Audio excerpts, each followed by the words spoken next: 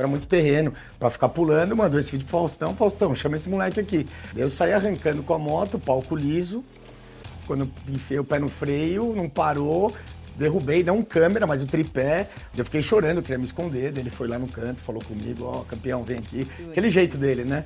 Não sei se você viu na entrevista, mas eu tô chorando, né? Olha aí, Alan Kodair, o safadinho da melhor qualidade. E o brasileiro gosta muito de barulho, gosta de carro, gosta de fumaça. É uma né? delícia. Eu adoro ir assistir realmente esse barulho. É tentador. Mas é difícil não falar do Senna, por mais que não é da minha época de piloto. Eu comecei 2 anos depois que ele se foi. Mas ele era um exemplo que depois eu vim entender o que ele significava realmente, né? Então tinha música, tinha pole position, e o cara realmente era muito à frente do tempo dele. Aí vencendo na reta, é o final da prova. Ayrton Senna na ponta dos dedos. Ayrton!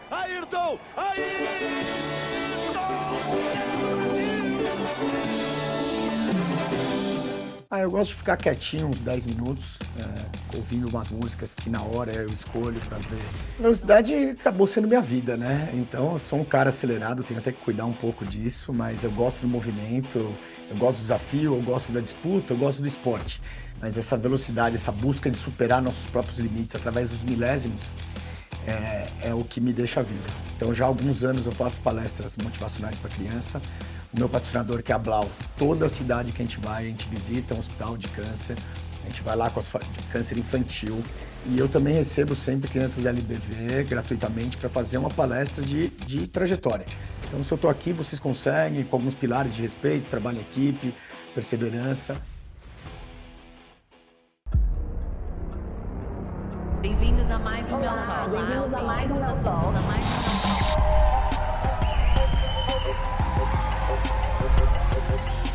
Meu Talk tem o propósito de trazer a inspiração através da verdade, para que você olhe no espelho e viva de uma forma mais feliz, mais leve e abundante.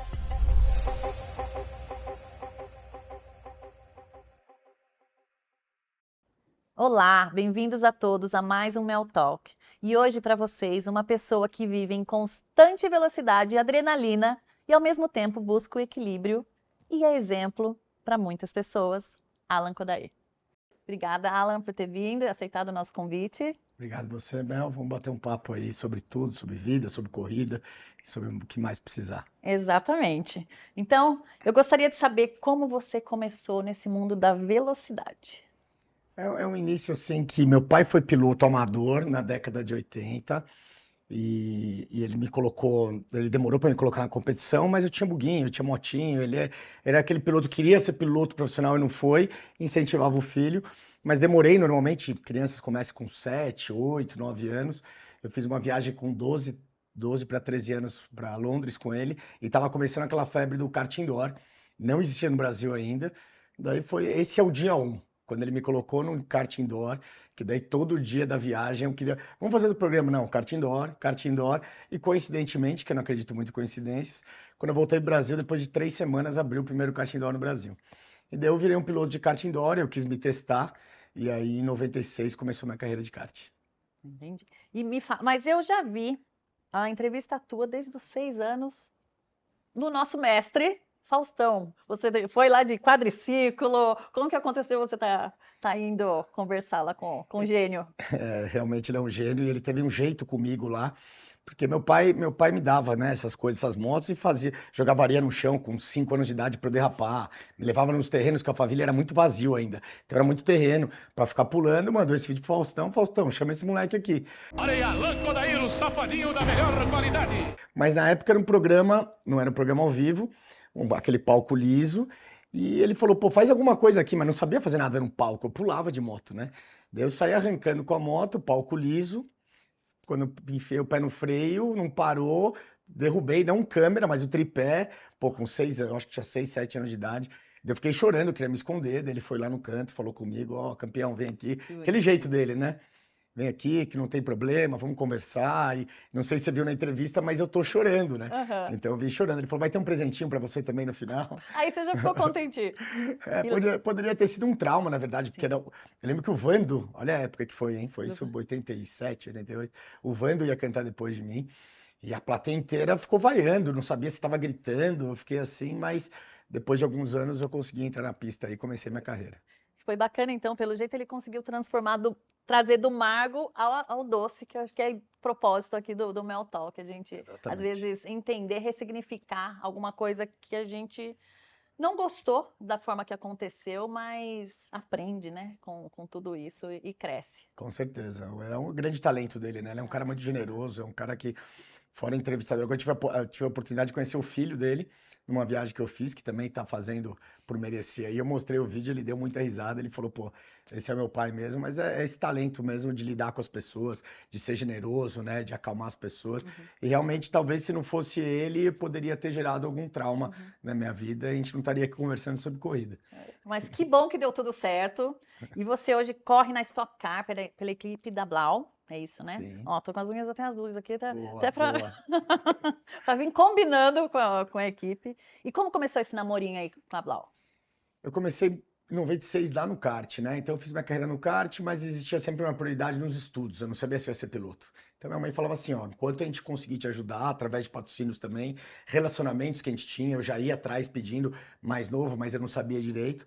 Você vai tocar a sua vida e a gente vai tentando, mas a prioridade são os estudos. A gente vê que é uma carreira muito difícil, são 30 pilotos profissionais no Brasil, mas vamos tocando. Ela falou, é um esporte que você aprende a lidar muito com pressão, então vai ser bom para o seu futuro com certeza. E daí eu fui até eu fui 2 vezes vice-campeão brasileiro, 2 vezes campeão paulista, mas teve um ano que eu parei. Eu estava fazendo faculdade e esse eu acho que foi um ano muito especial na minha vida, o ano que eu parei de correr. Daí eu comecei a trabalhar no mercado, já estava estudando, e foi o ano que eu dei realmente mais valor para aquilo que era meu sonho, né? Eu fiquei sem aquela atividade. E daí eu estava junto com meu pai, eu falei, pai, eu vou reservar 3 horas por dia, me dá seus relacionamentos, que não dê certo, mas eu vou atrás. Eu vou tentar todos os dias desse ano a voltar no mercado do automobilismo, que eu reparei que realmente eu amo demais isso. Quando a gente fica sem, né? E daí, graças a Deus, eu consegui. A gente voltou para a Fórmula Renault aqui no Brasil. Eu fui campeão no segundo ano. Fui para a Europa. Um grande desafio também. Fui para a Europa correr numa categoria onde não tinha treino. O orçamento era muito curto. Morei sozinho. Tive um monte de problema no braço. Foi um ano sofrido, como você diz. A gente cresce no desconforto. E lá eu tomei a decisão de voltar para o Brasil, porque eu comecei a ver que o mercado era um mercado para você chegar na Fórmula 1 muito custoso, não dependia só do talento. Tem uma janela aí de idade também, né? Até máximo 20 anos, aí que o pessoal fala. Muita talvez grana. 20... E muito Não é dinheiro, todo mundo né? que sabe, mas você vai gastando muita grana para chegar até a Fórmula 1 e depois lá tem que ter muita grana ainda. O mercado veio mudando na Fórmula 1. Logicamente, todos que estão lá são talentosos, mas com uma bagagem financeira muito grande por trás.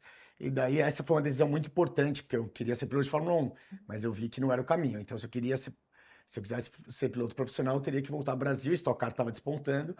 Eu vim para o Brasil, conheci uma empresa de marketing esportivo. Falei, ó, daqui 3 meses eu volto, eu quero ser piloto de Stock Car. E daí já coloquei algumas empresas à disposição. E aí começou a batalha realmente de patrocínio, que é a briga fora da pista. Que às vezes é mais difícil do que dentro da pista.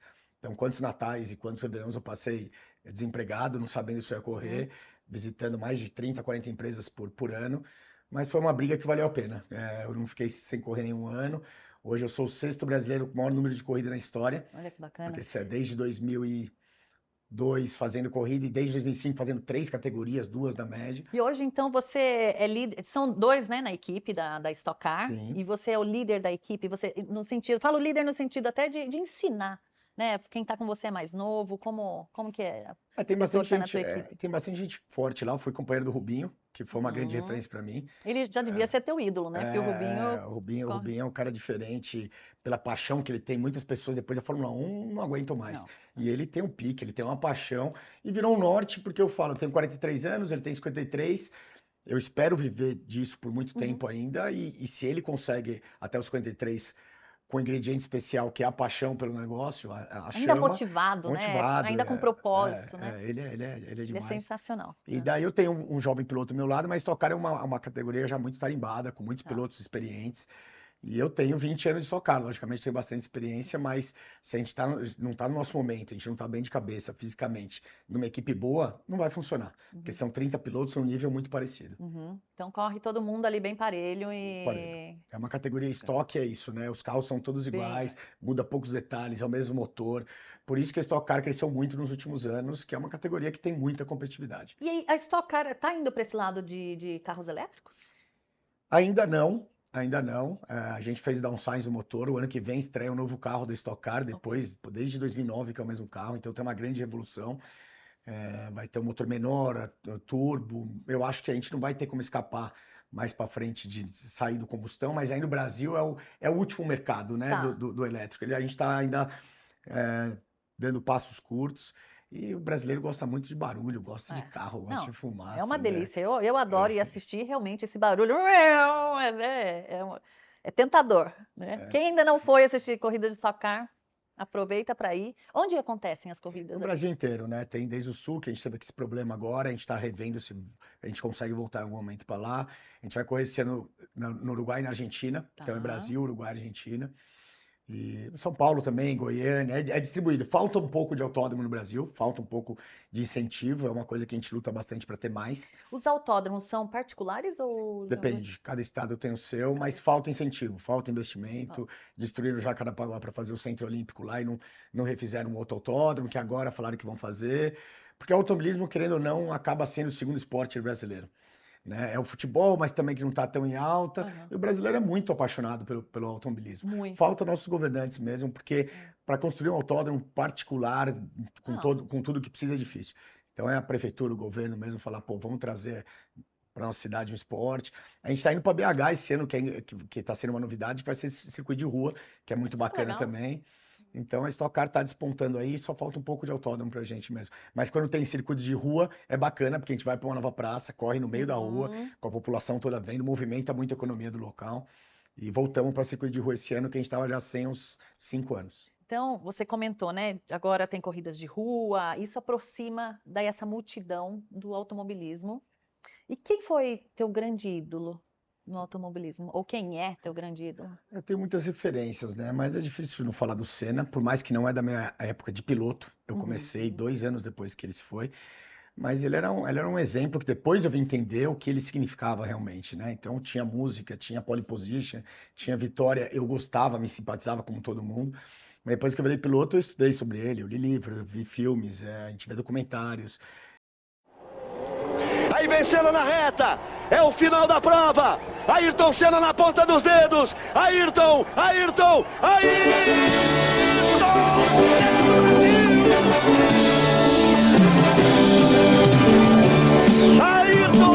Senna do Brasil! Ele pega a bandeira, repete o ritual. Vai Ayrton Senna, vai a loucura arquibancada em Interlagos.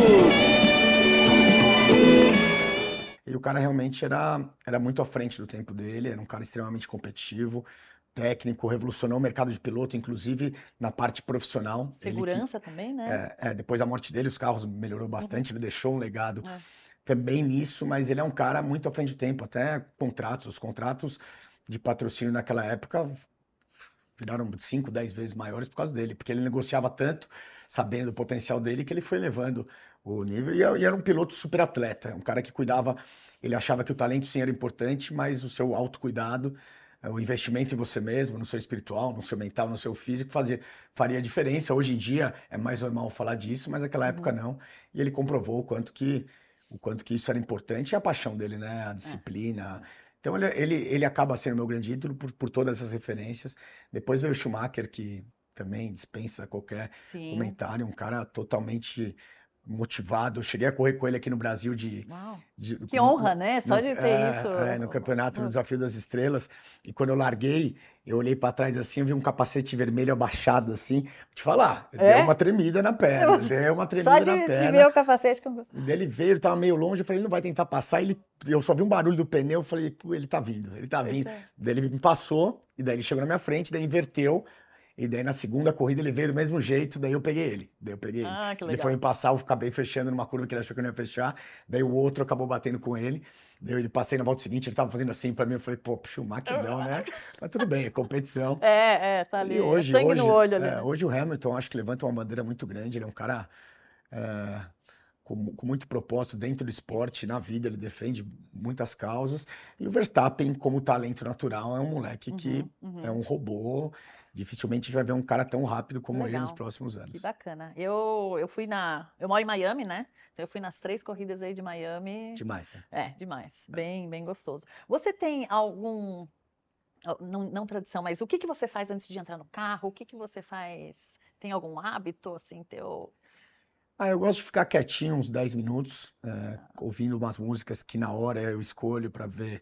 Não é sempre a mesma Não música, cada... não. Eu escolho, eu vejo que naquele momento é uma música agitada, Uhum. logicamente.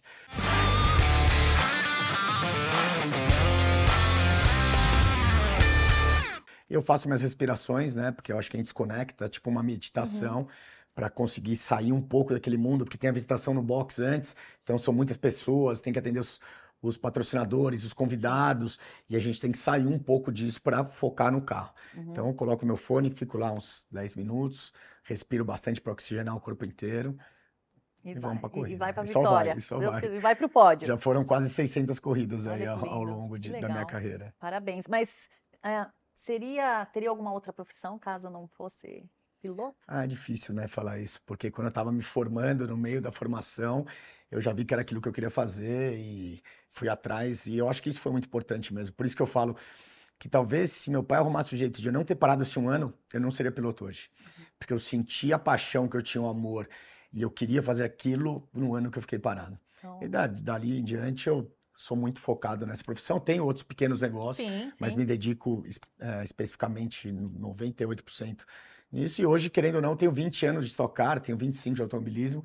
Então, eu imagino que o meu pós-piloto vai ser envolvendo também alguma coisa envolvida com carro de corrida, uma equipe ou uma empresa de marketing voltado a isso.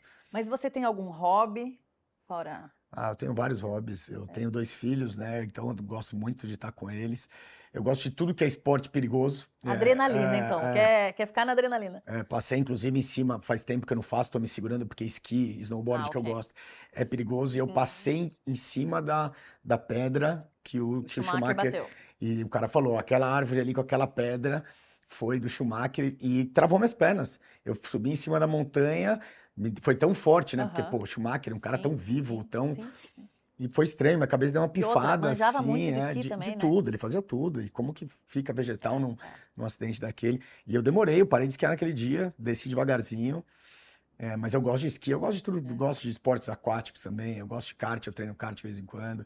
Mas o foco realmente é me divertir hoje em dia com a minha família, com meus amigos. Adoro viajar com meus filhos, ir pra praia. Viver a vida, né? Com quem te ama, com quem tá do nosso lado o tempo todo, eu acho que é um dos maiores prazeres que tem. E na parte de espiritualidade, como você se conecta com você? Então, eu já passei por muita coisa na minha vida, né? Já conheci várias religiões, eu sou um eterno curioso. Minha mãe é budista e eu gosto muito dessa filosofia que fala de a gente se lapidar, de a gente ir atrás das nossas coisas, que a gente mesmo conquista as leis, né, as místicas da lei de atração, da causa e efeito. E isso é uma coisa que não deixa de Não tem ser. como não ser assim. Não tem como. Então, indo nas reuniões na casa da minha mãe, ela faz até hoje, inclusive fez anteontem reuniões lá, que ela chama muita gente para ir, que acaba sendo um propósito da vida dela, né? Espalhar o bem para as pessoas. Uns 15 anos atrás, quando eu virou budista, eu comecei a seguir, ir nas reuniões, ler sobre tudo isso, e mudou bastante minha vida. Mudou bastante de a gente ter as nossas próprias iniciativas, saber que a gente é responsável por tudo que acontece na nossa vida e seguir buscando e nos lapidando que as coisas vão acontecendo. E dá tempo de treinar, de ir para competição e ainda assim tá com a família? Dá tempo, a gente tem que arrumar, né? Porque eu faço campeonato fora também, né?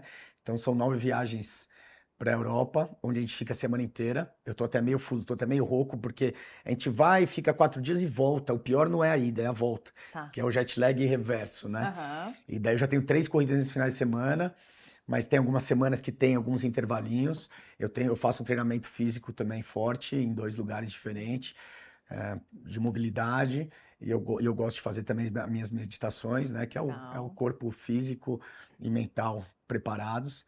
E se preparar, porque é uma batalha, né? A gente entra lá com 30 pilotos, todo final de semana a gente tem que desenvolver nosso carro, é todo mundo no auge do seu potencial. Eu, 43 anos, consigo, muito pelo Rubinho, falar, pô, idade, eu quero pegar só a parte boa da idade, que é a experiência e maturidade.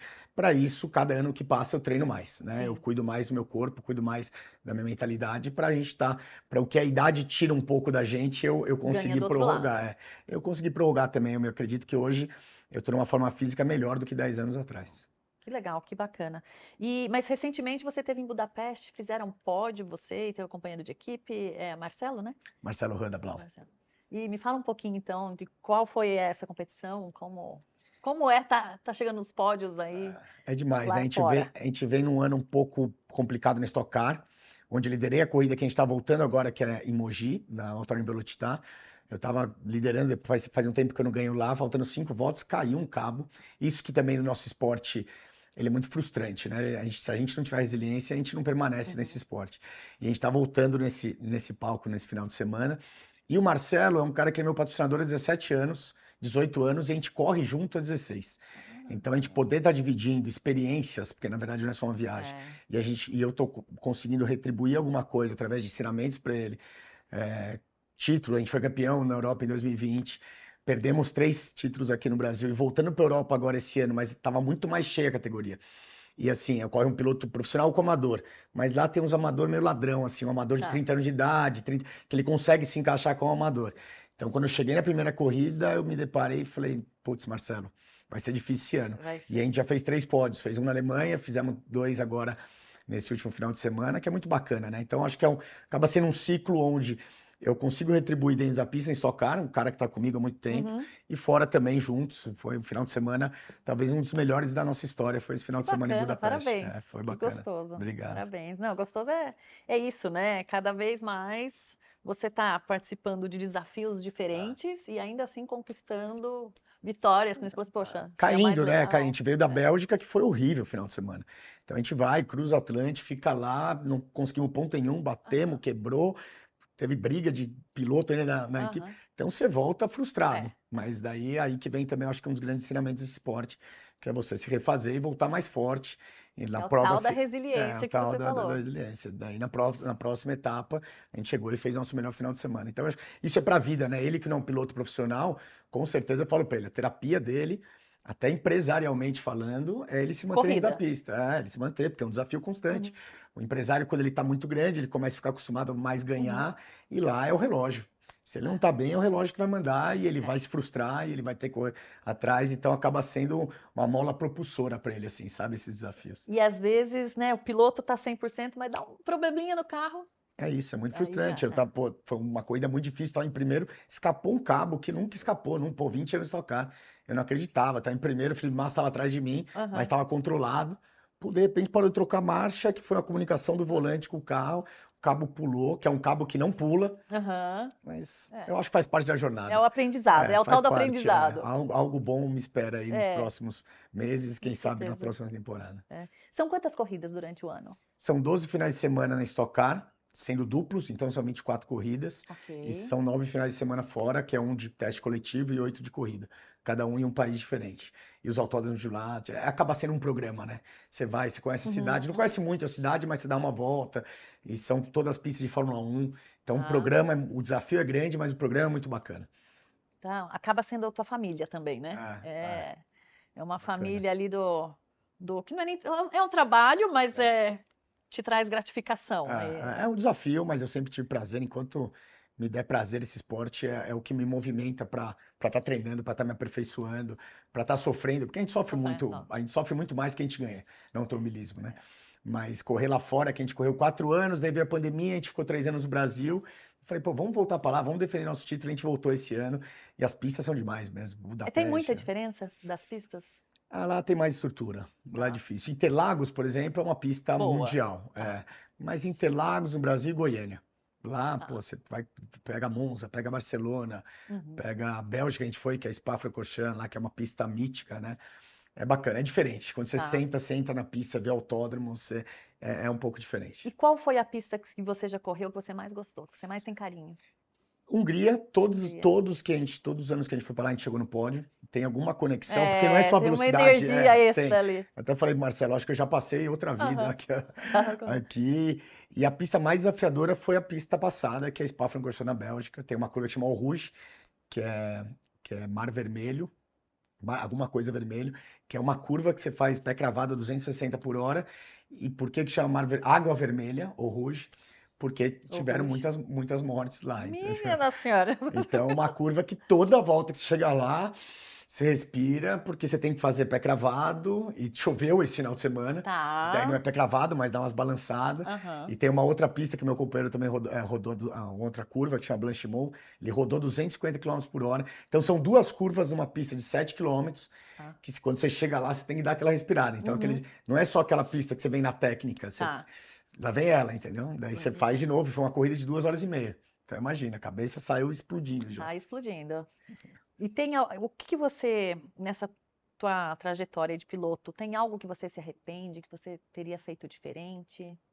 Acho que não, acho que não. Foi uma trajetória onde eu consegui. Eu acho que quando a gente está conectado, quando a gente está bem com a gente mesmo, a gente recebe alguns avisos, alguns insights. Eu tomei algumas decisões que eu não entendi na época, mas hoje eu entendo.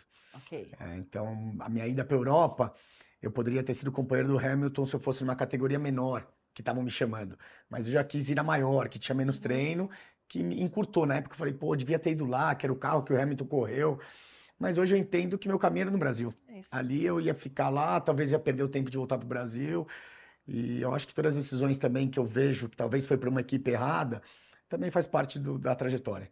Às vezes a gente tem que errar às vezes para talvez acertar no momento mais decisivo. E é exatamente o momento que eu estou vivendo agora. A gente está numa fase aí de negociações para o ano que vem. E eu estou usando toda essa minha experiência de erros e acertos para endireitar aí e tomar a melhor decisão possível. Joia. Então, no Mel Talk, a gente tem um trechinho do nosso episódio que eu trago um espelho que ele reflete a verdade e a gente quer que você fale sobre a sua verdade. Qual mensagem você quer passar para você? Qual o propósito da sua vida? Como você se enxerga no futuro? Eu Como falo, você eu quer falo se comigo? enxergar? É você. É você com Falo você. eu comigo mesmo? É a verdade tua. Fala, meu garoto, uma mensagem que eu dou para você aí, que passou por tanta coisa para chegar onde você chegou, que você continue persistente, batalhando aí para os seus objetivos, sempre pensando no melhor, ajudando quem está próximo de você e nunca desistindo dos seus sonhos. Vai em frente aí, o que te fez chegar até aqui vai te fazer chegar muito longe ainda. Vamos que vamos, meu garoto.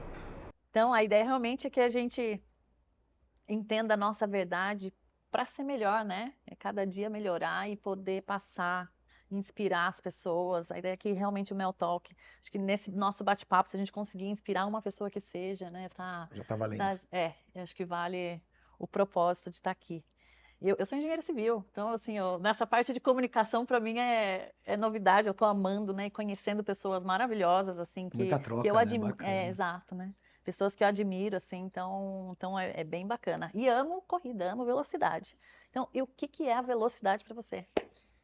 Velocidade acabou sendo minha vida, né? Então, eu sou um cara acelerado, tenho até que cuidar um pouco disso, mas eu gosto do movimento, eu gosto do desafio, eu gosto da disputa, eu gosto do esporte. Então, se a gente fizesse aí um direcionamento de tudo, não teria como ser outro esporte. Eu sempre gostei de todos os esportes, mas essa velocidade, essa busca de superar nossos próprios limites através dos milésimos, é o que me deixa vivo, é o que me deixa sempre ligados, com vontade de chegar na próxima corrida. E por mais desafios que tenha, a gente sempre tem que se superar. É isso. Tem alguma corrida, assim, ou não sei, no Velocitar, algum autódromo, que você tem o melhor tempo, que você fala assim, não, é aqui no Brasil, Então, tem pistas que a gente tem essa conexão, né? No Brasil, eu gosto muito de Tarumã, que é uma pista no Rio Grande do Sul que a gente não faz sempre corrida, porque não tem muita estrutura. Eu gosto muito de Goiânia. Eu acho que essas são minhas duas pistas prediletas aí no Brasil. E até você falou do Rio Grande do Sul. Como você faz para estar ajudando, no caso, pessoas de fora aí do teu meio, no caso, Rio Grande do Sul, teve algum movimento dos pilotos, teve algum movimento da Stock Car em si para estar ajudando o Rio Grande do Sul? Então, antes de falar do Rio Grande do Sul, eu acho que a gente tem sempre um propósito além da nossa carreira. Então, já há alguns anos eu faço palestras motivacionais para criança. O meu patrocinador, que é a Blau, toda cidade que a gente visita um hospital de câncer, a gente vai lá com de câncer infantil. Então, a gente encontra lá, às vezes, que é uma coisa até incompreensível, 2 filhos da mesma mãe, com a mãe Minha nossa. e o pai lá, é um negócio muito, chega a ser dolorido. E eu também recebo sempre crianças LBV gratuitamente para fazer uma palestra de trajetória. Então, se eu estou aqui, vocês conseguem, com alguns pilares de respeito, trabalho em equipe, perseverança. Então, a gente, tanto a Blau Motorsport como eu, sempre foquei em estar levando alguma coisa através do nosso alcance. E esse negócio do Sul, eu acho que foi muito bacana, assim, o lado do brasileiro, ele ser solidário, né? A gente viu muito mais os civis, os brasileiros normais, fazendo e se movimentando do que o nosso governo.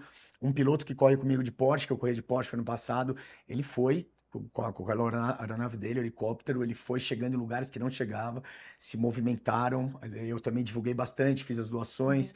Um macacão que a gente também fez, a gente fez um movimento com o nosso macacão que a gente chegou no pódio Hockenheim, doamos para uma rifa. A gente fez voltas rápidas, que é aquela volta que a gente leva do lado, estamos fazendo ainda, também como se fosse uma venda da volta rápida para ir pro sul.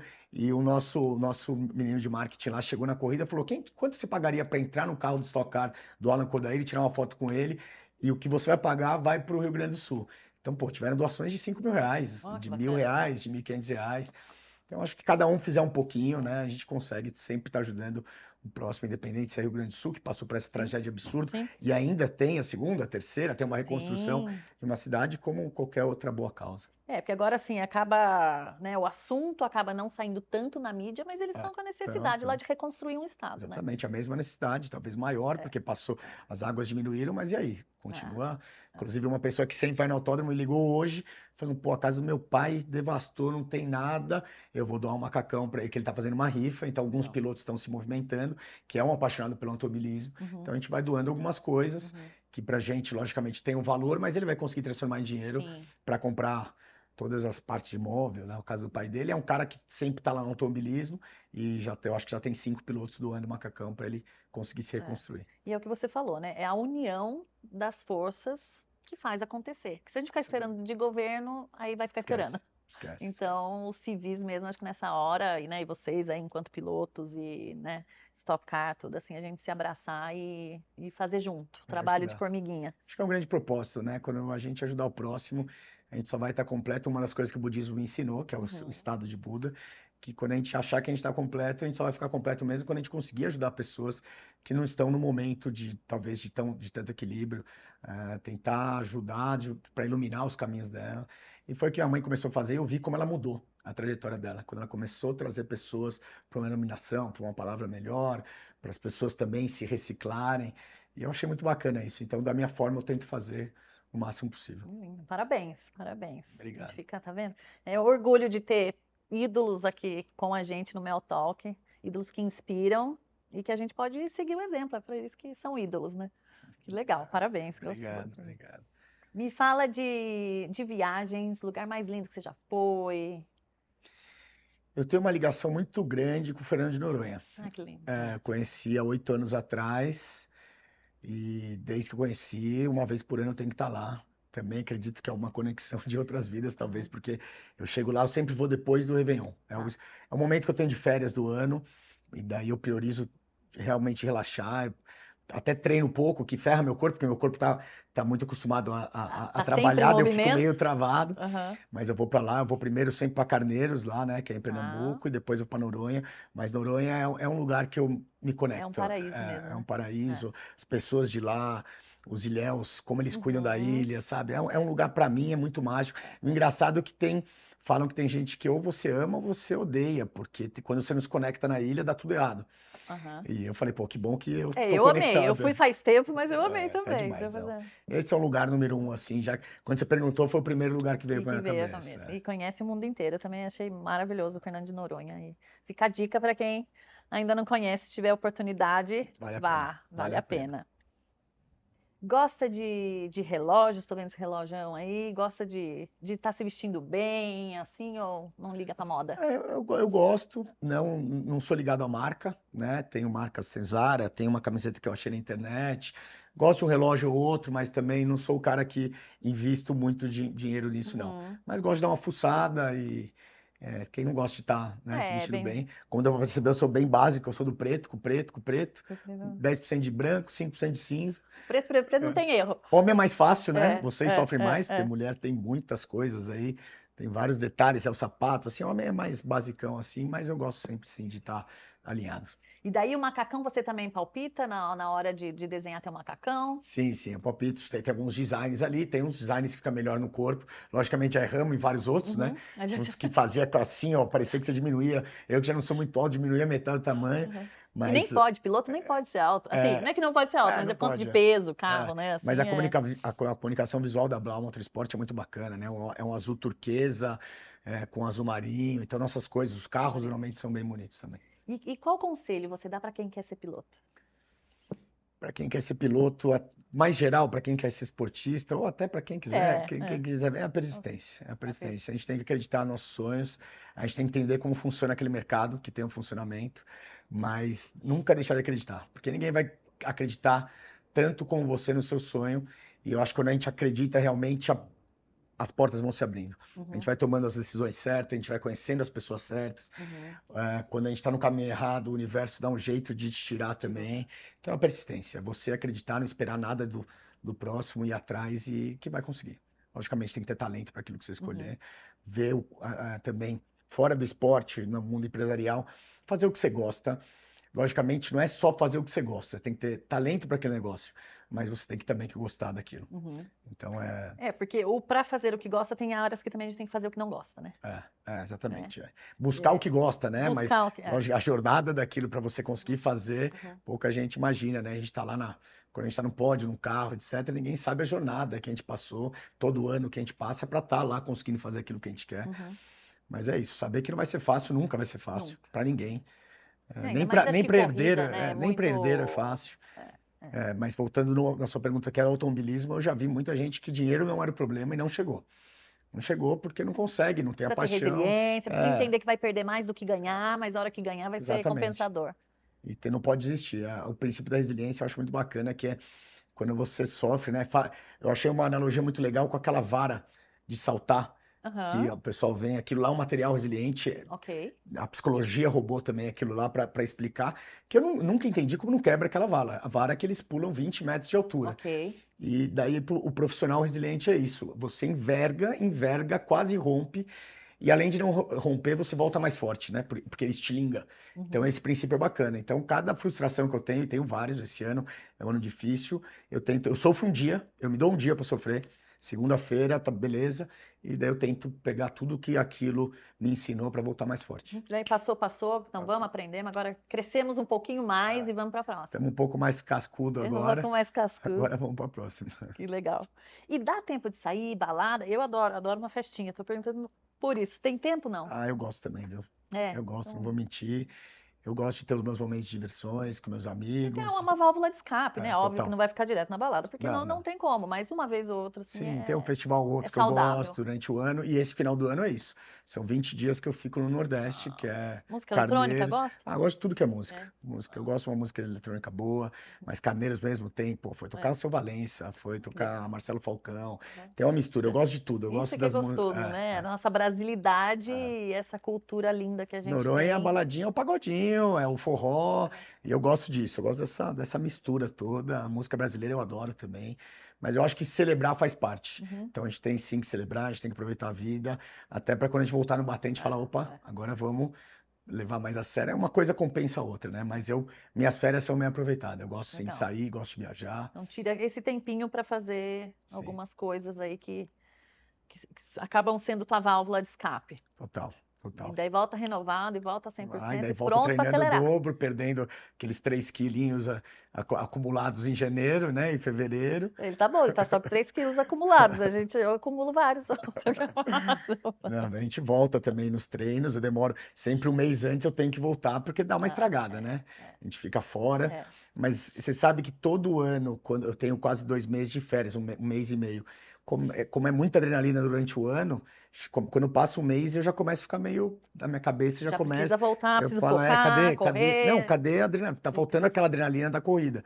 Então eu não Ah, sei como vai ser quando eu parar de correr. Vou ter que fazer algum tratamento. vou Vou ter que fazer. fazer. Foi o que aconteceu com o Schumacher, né? Ele parou, ele foi pra moto, ele precisava de Daí- alguma adrenalina a mais, mas E vários outros grandes atletas, né? Tem Michael Jordan, foi pro golfe. é.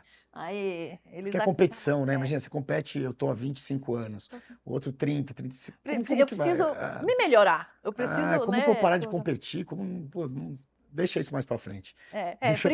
Por enquanto, pensa agora nas competições que Exatamente. tem pela frente. Realmente é uma dorzinha de cabeça aí que você vai ter lá pra frente, É, não ou não agora. também, as coisas vão Ou se não, né? encaminhar. Acaba sendo Eu vou fazer natural. alguma coisa, vou correr. Vai. Eu vejo lá pessoas correndo com 70 anos de idade.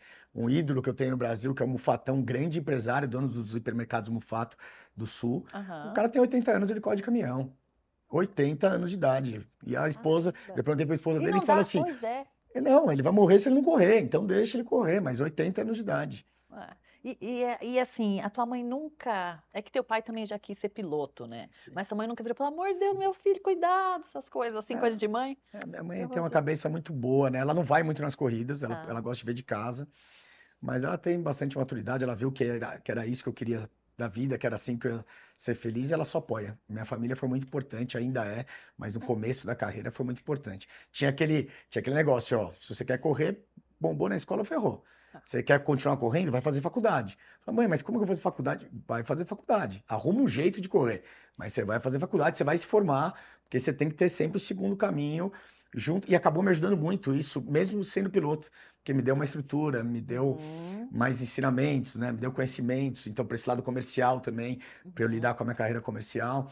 Então, no final, foi tudo muito E você que importante. cuida de tudo? Eu que cuido, já tive algumas empresas que trabalharam comigo, mas eu sempre fui o centro. Como eu disse lá no começo, a gente que tem que dar cara. Já perdi patrocínio que estava em viagem profissional e não era o olho no olho. O olho no Aham. olho é É diferente. diferente. Mas eu cuido de tudo. Hoje em dia, eu sou contratado pela Blau, né, que é a maior empresa, eu tenho meus patrocínios, mas mesmo quando eu tinha que buscar o carro inteiro, que eu chegava para a equipe, eu comprava. Quanto custa? X, tá bom, o carro é meu. Eu tinha que pegar igual boi, E daí? fazer um mapa do carro e sair vendendo.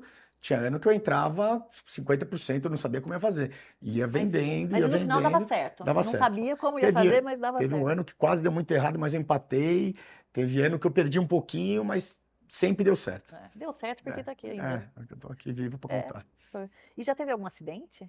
Alguns. Algum? Eu tive a primeira vitória da minha vida no carro, que foi antes de Stock Car, em Vitória, no Espírito Santo. Eu fiz a pole position, eu queria mais, moleque, né? Pô, sabia que tinha feito a pole, falaram que era primeiro, no rádio eu queria mais, e eu bati a 180 de traseira, daí deu um efeito chicote, eu tenho uma hérnia até hoje por causa disso, estabilizada, porque eu treinei.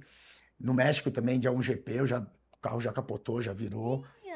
E passa um filme nesses segundos de capotagem? Putz, sabe que eu acho que o piloto não pode ter isso. Eu nunca voltei com medo, sempre soube dos riscos, mas sempre também fui seguro. Teve um acidente, sim, que eu fiquei muito apreensivo, porque o que mata o piloto é acidente em T, né? O acidente Que pega que no bate carro de do lado, que é a desaceleração lateral. E morreram 2 pilotos na Stock Car quando eu corria, e teve um acidente em Brasília que o cara me encostou, eu bati, eu fiquei em T. E eu era o terceiro carro, tinham 15 passando. Esses 4 segundos foram os piores da minha vida. Porque eu via passando os carros, porque vem um carro atrás do outro. Se um desvia, o outro tá na. e eu ouvia, eu fazia assim, ó, eu via, vá, vou falar, para, não é possível, cara, não vai parar de passar carro. E esse foi, porque se me pega ali já era. Graças a Deus. Só susto, Foi né? só- Part Foi of só the um business. susto. Que gostoso. E já teve que ajudar alguém em acidente, assim? Quando... Não, em Durante a loco, corrida? em loco Não. não, em loco não, porque Tem os acidentes, a Daí... Stock Car tem uma preparação muito... Já foi a época da Fórmula 1, né? Que o piloto parava, saía do então, carro. me veio essas cenas, assim, Não, nem pode fazer isso mais, perigoso, até pela né? segurança. Não, mas eu não tive que ajudar ninguém, mas vi um amigo meu tendo esse acidente fatal em Interlagos e foi bem triste. Acho que, provavelmente, acho que o momento mais triste aí que você já deve ter Sim, passado em corridas. Você vê o pai dele junto com meu pai assistindo a corrida, foi um negócio muito forte pra gente, a nossa classe de pilotos também. E não era nem a questão de a gente voltar pra pista e ficar com medo, é que foi uma fatalidade. Pô, o cara tava lá correndo com a gente, o cara corria comigo desde 2002 na Fórmula Renault e foi forte. Esse foi um fato bem impactante na minha vida. E teus filhos, você tem 2 filhos, né? Tenho. Teus filhos têm essa paixão pela corrida? Sabe que eu vi muito piloto sendo estragado pelo pai, muito piloto que não foi pra frente porque o pai queria que o filho corresse. Queria tanto e estragou antes da hora. Então eu deixo, eles já escolheram, levei pra treinar, treinaram, um gostou mais, outro menos, deu um tempo que eles estudam a tarde inteira, amanhã a tarde inteira, mas o menorzinho que tá aqui, inclusive, não, com a gente, ele falou, pai, quero voltar. Mas ele foi rápido, mas não é a minha. E o mais novo foi, tipo, não tinha nem tamanho para isso, agora ele tá com 9 e falou que quer tentar de novo. Então agora nessas férias eu vou levar e vou, se realmente, como é ele que pediu para voltar, foi bacana. Eu gostei disso. Não foi aí, que você quer ir de novo? Eu falei, não, pai, eu quero voltar. E ele era muito novinho, 7 anos, agora com 9 ele já tem uma estruturazinha. Vamos ver cenas dos próximos capítulos. E eles conseguem te acompanhar nas corridas? Pouco, eles vão muito pouco, porque tem final de semana. Escola, né, tem escola que é viagem. difícil de faltar, e tem finais de semanas, como eu sou separado da mãe dele, então a gente fica trocando e eu tento não estar no meu final de semana de corrida com eles. Ok. Então você deixa pra curtir só vocês, tá certo. A maioria das corridas eu tento, porque eu não consigo dar o foco para eles, eu tento que seja quando eu esteja aqui. Então eles vão, mas vão muito pouco. Mas eu quero que um gostando mais, que vai ser o caso do menor, que é do Arthur, eu quero que ele me acompanhe, mas isso eu acho que eu tenho um trauma, eu tenho um trauma de ver pais de piloto fazendo mal para filho, desde que eu sou criança, entendeu? Então vou deixar um flow bem leve para ele, assim. Se ele quiser ir, ele vai, se não quiser ir, não vai, mas ele é ligado. Vamos ver. A partir daqui 2 semanas vamos reingressar, vamos ver se ele dá jeito pro negócio. Que legal, bacana. Como você faz para relaxar? Existe tempo de relaxamento no carro? Ou... Essa mesma... Tem um momento mais difícil no final de semana, que é esse momento antes da largada. Depois da corrida... É o momento mais importante, a largada? A largada pode acabar tudo, né? Pode acabar tudo. E é um momento que você não tá numa adrenalina muito alta. Então vem aquela questão, e aí, como vai ser? Qual vai ser a estratégia? Que não tem muita estratégia também, é mais experiência. Mas é um momento que eu sempre prezo por estar oxigenado, né? O ser humano não percebe, mas a gente respira muito errado. Né? A questão da meditação, que falam, mas eu não sei fazer meditação. É respiração. E toda vez que eu estou um pouco ansioso, eu faço 3, 4, 5 respirações profundas e a gente e se você oxigena. Consegue já... Então a respiração sempre, quando eu vejo que eu estou lá respirando errado, eu respiro também. Eu uso muito a respiração a meu favor. Existe momentos assim que você está tão rápido e que daí o negócio é narrow, assim, a pista funila, tem isso? Circuito de rua é sempre muito apertado, né? E a gente chega na velocidade lá no carro lá de fora, que eu corro de Ferrari lá fora, o carro chega a quase 300 km por hora. Daí a primeira vez que eu ganhei um carro na Itália, que era a Fórmula 3000, um carro antes da Fórmula 1, que era um teste que eu tinha que dar 10 voltas para provar o que eu era. 10 voltas, uma pista. Não tem a aceleração era tão grande e a desaceleração era maior que nas primeiras freadas, que era de 300 por hora para 80, embaralhava a minha visão. E, ficava tudo turva, porque é uma desaceleração muito grande. Mas depois a gente acostuma. Mas circuito de rua é muito complicado, porque em circuito normal, se você errar, você vai pra grama. Circuito de rua, se você passa um pouco o limite, você bate. É no muro. Então tá sempre, você volta com o espelhinho raspado, sem espelhinho, porque quem passa mais perto do muro é que vai estar mais rápido. Daí já faz, né? Justo. Volta às vezes com a roda raspada. Quando não fica, né? Porque às vezes uma encostadinha já quebra o carro também. Acabou o final de semana inteiro. Daí não. É difícil, né? Achar esse limite aí da máxima aceleração com a freada. É sempre o limite automobilismo, né? Porque você freia o mais tarde possível. Você vive no limite. É o limite o tempo todo, porque para você ser rápido, você tem 15 curvas que você tem que frear o mais tarde possível, fazer o mais rápido e acelerar antes, em todas as curvas. Se uma das 15 você não conseguir no seu limite, ainda mais Stock Car, você larga em 20º. Então você não pode escolher, não, mas eu sou bom naquela curva. Não existe isso. Não, ok. Você tem que estar no limite de todas as curvas. E na corrida, no limite de todas as curvas, a corrida inteira. Na Porque senão corrida alguém te inteira. passa. É. E na Stock Car são 2 etapas, né? Assim, na prova. São 2 No corridas. domingo são 2 corridas, não É. são 2 etapas. São Várias etapas, mas Esse 2 ano mudou. corridas. Esse ano mudou. O ano passado, ano retrasado, que era interessante, a gente largava, acabava a corrida, dentro do carro, que era pior ainda, porque o nosso carro faz 60 graus. É um maior desafio, é muito Uau, quente. uau. E você tinha que inverter os 10 primeiros para relargar. Só que daí, pô, como que não é comemorado a corrida mais importante que é do sábado, porque o pódio vinha depois. Então ficou 2 anos de análise e esse ano mudou. Então tá tendo uma corrida no sábado com pódio e uma outra no domingo. Então agora são 2 corridas, uma sábado e uma domingo. Antes eram 2 no mesmo momento, assim. Tá. Você acabava uma e invertia. Eu fui assistir, era assim ainda, que era no domingo, Mudou esse ano. acabava e daí... Mudou esse ano. Entendi. Você tem alguma preferência, não? Prefere sábado e Eu domingo? tô achando que esse formato acaba valorizando mais a corrida. Eu acho que pro público é mais bacana. E esse final de semana serão 3, porque uma foi cancelada por muita chuva nesse mesmo autódromo.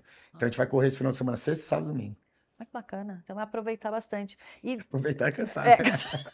Mas para quem gosta de puxando. assistir, vai aproveitar, vai ver os pilotos lá Vai ser um final de correndo, semana uma recheado. adrenalina total, gostoso. Vocês dividem tudo, eu digo até de informação de piloto com piloto de equipe ou não? Tem sempre um segredinho que a gente acaba guardando. É difícil guardar porque tem uma tecnologia lá que primeiro a gente vê nossa volta on-board, né? Tá. E a gente tem a telemetria, que mostra lá tudo que você faz no carro. Temperatura, Onde freia, onde acelera, quanto tudo vira o volante. computadorizado. Você vê os gráficos, né? É um gráfico de acelerador. Mas, logicamente, o nosso companheiro, a gente, acaba sendo até um dilema, né? Porque a gente tem que ter um ambiente legal, Uhum. a gente tem que ter o respeito um com o outro, tem tempo com o volume, mas é seu maior concorrente, que é o seu concorrente dentro do box. Isso é uma coisa que leva também um tempo para a gente ter essa maturidade. Eu já briguei com companheiros de equipe no passado. O próprio com o Rubinho teve um ano que a gente estranhou lá, mas é uma coisa que a gente tem que saber administrar. Mas é Porque bom, estão os dois querendo a mesma coisa, né? mas é Assim, bom não- ter um cara bom do seu lado, porque o cara vai te puxar, como é na vida, né? O cara vai te puxar, ele vai ajudar alguma coisa pro carro, e você vai ter que dar seu jeito para estar andando junto com ele, ou melhor que ele. É isso, a gente tem que buscar pessoas que são melhores que a gente, que é pra Sim, gente sim. crescer. Sim. É uma coisa que todo mundo fala, mas é difícil de aceitar. É difícil. Mas é uma verdade. Sempre que eu tô com alguém muito forte do meu lado, a gente cresce. Então a gente já está nos nossos minutinhos finais. Queria saber se quer deixar alguma mensagem. O que você quer passar para as pessoas que estão nos assistindo ou nos ouvindo? Acho que foi um bate-papo bem completo aí sobre a vida, né? Bem bacana. Eu acho que o grande pilar que a gente falou que é sobre equilíbrio interno e como a gente reagir às frustrações da vida. Eu tenho uma relação com o universo que tudo que vem, eu tive muitos desafios nos últimos 2 anos. Antes de reclamar, eu penso que assim, peraí, com certeza é uma coisa melhor. Parece que não é no momento, mas vai me direcionar. E daí eu consegui lidar melhor com cada problema, sabendo que aquele problema era um problema que ia me direcionar alguma coisa que estava fora da minha vida. E realmente, a partir do momento que eu comecei a acreditar nisso, e vieram muitos problemas, todos vieram para direcionar uma coisa que estava errada na minha vida. Então, acho que essa relação de a gente aproveitar, até agradecer pelo problema, para a gente falar, pô, o que eu não estava vendo, absorver e sair melhor, eu acho que é o recado que fica aí para todos os seus fãs e seus telespectadores que gostam bastante dessa vida leve, né? É isso aí. Então aprender a ressignificar, transformar do amargo ao doce a nossa vida. Espero que vocês tenham gostado. Alan Kodair. Obrigado. Obrigada. Bem-vindos a mais um Olá, Mel Talk. bem-vindos a mais um Bem-vindos a Mel todos Talk. a mais um Mel Talk.